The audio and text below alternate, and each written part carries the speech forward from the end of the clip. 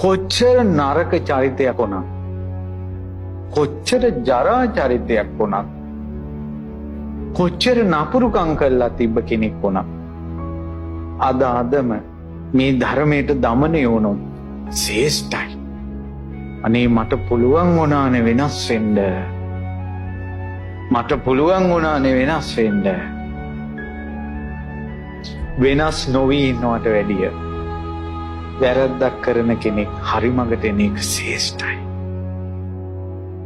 වැරද්දක් නොකරම ඉඳලා ඉන්න හැකියාවට වඩා වරද්දකින් මිදෙන හැකියාව ශ්‍රේෂ්ඨයි. ඒ කුසලේ බලවත්. අකුසල් කියන්නේ පහළට අදිනවා සතර අපායට. කුසල් කියන්නේ ඉහළට අදිනවා. අකුසල් නතර කරලා කුසල් කළා කියන්නේ ආ ඉහළට යන එකට නැගලා තියෙන යානාවකට දැන් වැටෙන්නේ නැහැ පල්ලහැට. ඔබ මෙතෙක් කරපු පව් වලින් ඔබට ගැලවී යන්න අවශ්‍ය නම් අදම ඔබ කරන වරද නතර කරන්න. මේකට හිතට ශක්තිය දෙන්නේ මේ වාගේ අවවාද අනුශාසනා වලින් නම් එවැනි අවවාද අනුශාසනා ලැබෙන බුදුබණ පද නිතර අහන්න. කවදා හරි Taman හොඳ මිනිසෙක් වෙනකල්ම අහන්න.